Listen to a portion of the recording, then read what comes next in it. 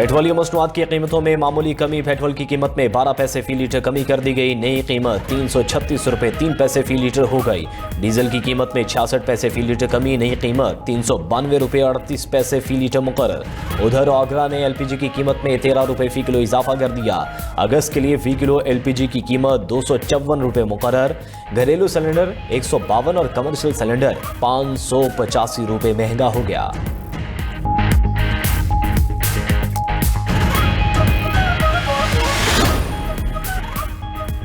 Israel गजा मुआहदे पर बहुत खुश है। किसी ने नहीं सोचा था कि हमास को गैर मुसल्लह करना मुमकिन होगा।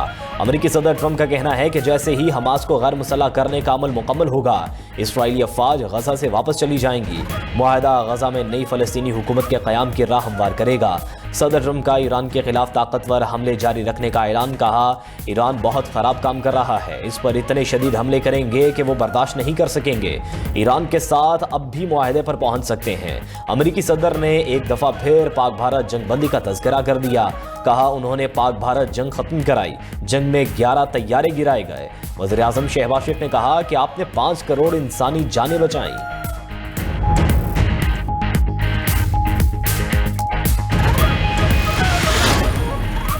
स्पेन में गैर कानूनी तारिकीन वतन की आमद पर यूरोपीय यूनियन में सिफारती बहरान शिद्दत इख्तियार कर गया। यूरोपीय कमीशन ने स्योटा की सूरत हाल नाकाबिल कबूल करार दे दी। फ्रांस का स्पेन के साथ अपनी सरहद पर निगरानी सख्त करने का ऐलान।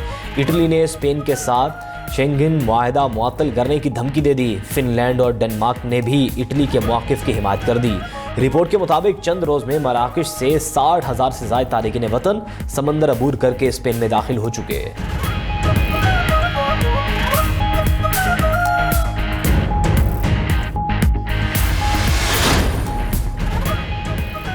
अमरीकी सदर एक बार फिर इजलास के दौरान नींद में नजर आए। काबीना इजलास के दौरान अमरीकी वजीर जंग बोलते रहे, जबकि ट्रंप सोते रहे। साथ ही किसी वक्त सर भी हिलाया, जिससे मालूम हुआ कि वो शायद नींद में हैं। इससे कबल भी कई बार ट्रंप इजलासों और मीडिया ब्रीफिंग के दौरान सोते देखे गए।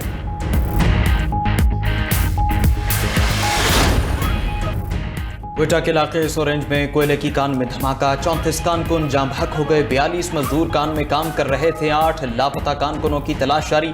रेस्क्यू एंड सर्च ऑपरेशन में अब तक 34 मजदूरों की लाशें निकाली जा चुकी हैं। ज़राए के मुताबिक कान में मीथेन गैस के बायस धमाका हुआ। वज़ीर आला बलोचिस्तान ने महकमा माइंस से फौरी रिपोर्ट तलब कर ली। कहा कि गफलत या कोताही साबित हुई तो जिम्मेदारों के खिलाफ कार्रवाई होगी। बलोचिस्तान हुकूमत का मुतासरा खानदानों के लिए माली इमदाद का ऐलान। वज़ीर आला के पी सोहेल आफरीदी का सरफराज बुकीफ से राबिता। कान हादसे में जानों के ज़िया पर इजहार अफसोस। जाम बहक अफराद की मैयतें बरवक्त आबाई इलाकों में मुंतकिल करने की दरख्वास्त भी की। मरने वालों में शांगला के गांव पीराबाद के 28 अफराद शामिल हैं।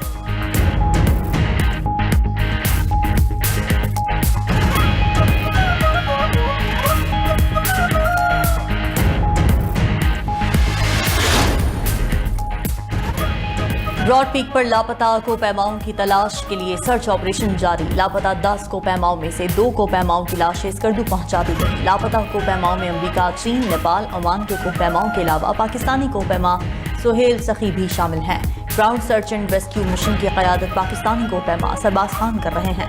पाक फौज का हेली रेस्क्यू मिशन भी भरपूर मुआवनत कर रहा है। सर्च ऑपरेशन में K2 मिशन के दौरान बीमार होने वाले अतावी कोपैमा को भी पाक फौज ने हेलीकॉप्टर के जरिए रेस्क्यू किया। एक दिन कबल ब्रॉड पीक सर करने की कोशिश में कोपैमाओं की टीम अचानक बर्फानी तोड़े की जद में आ गई।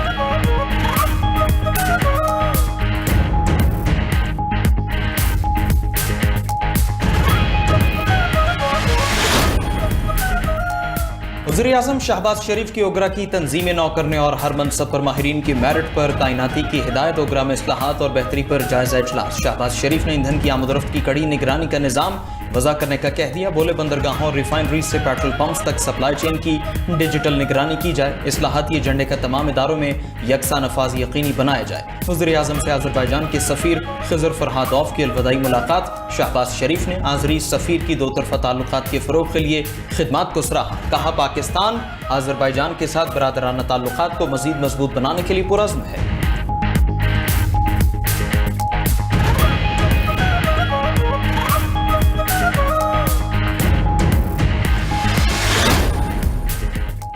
पाकिस्तान के समुद्री शोबे के लिए तारीखी कामयाबी। पाकिस्तानी समुद्री हुदूद का नाम जंगी खतरात वाले इलाकों की फहरिस्त से निकाल दिया गया। फैसला लंदन में कायम लॉयड्स मार्केट एसोसिएशन की जॉइंट वार कमेटी ने किया। पाकिस्तान 25 साल से फहरिस्त में शामिल था। फैसले से मुल्की मईशत और तिजारत पर मुस्बत असरात पड़ेंगे। इंश्योरेंस अखराजात में कमी आएगी, शिपिंग लागत कम होगी। पाकिस्तान आने वाले जहाज़ों को इजाफी वॉर रिस्क इंश्योरेंस प्रीमियम और सरचार्जेस नहीं देना पड़ेंगे।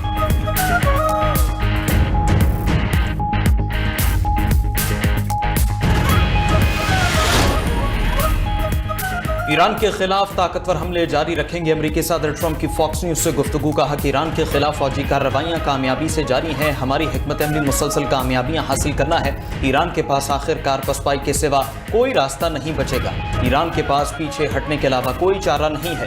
उधर बरतानवी मीडिया के मुताबिक अमेरिका और इसराइल ईरान की जमीनी नाकाबंदी पर गौर कर रहा है। ट्रंप और नेतन्याहू ने ईरान की दरामदात और बरामदात महदूद करने पर बातचीत की। पड़ोसी ममालिक से ईरान की सरहदी गुजरगाहें महदूद करने पर मुशावरत का इम्कान है। इराक, तुर्की, तुर्कमानिस्तान समेत ईरान के हमसाया ममालिक से ताउन मांगा जाएगा।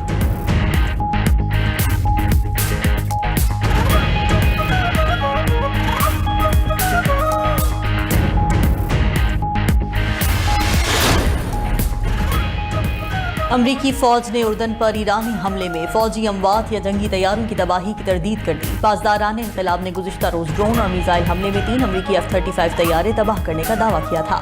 पासदारान इनकलाब का बहरीन में अमरीकी शेख ईसा एयरबेस और कुवैत ने अमरीकी अहमद अल जाबिर एयरबेस पर ड्रोन हमले का दावा। कहा कि हमले में अमरीकी फौजी तनसीबात और अहम अहदाफ को निशाना बनाया गया। उधर स्पीकर ईरानी पार्लियामेंट बाकिर गालिबाफ का कहना है कि कश्म का वाकया मेनाब और लामर्ट के अलमनाक हमलों का तसलसल है। अमरीका को बेगुनाहों के खून की कीमत चुकाना पड़ेगी। कश्म में अमरीकी हमले से एक ही खानदान के 3 अफराद शहीद हुए।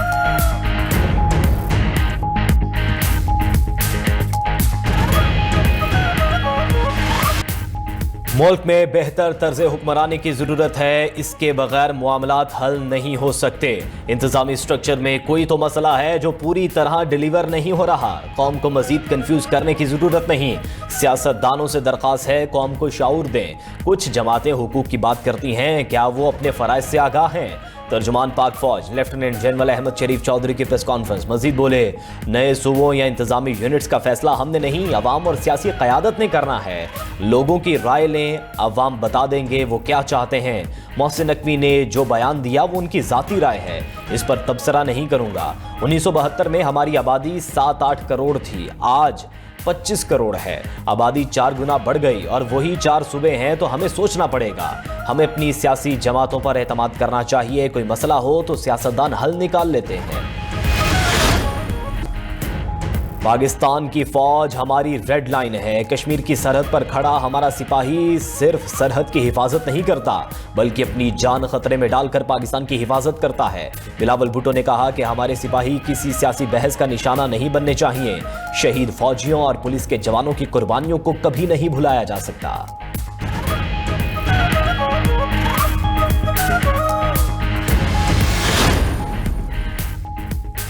DGISPR ने जो कहा उसकी मुकम्मल तौसीक करता हूं, मगर वज़ीर दाखिला के बयान का एक सियासी पहलू है। सियासी जमातें इस तरह काम नहीं कर पाई जिस तरह करना चाहिए था।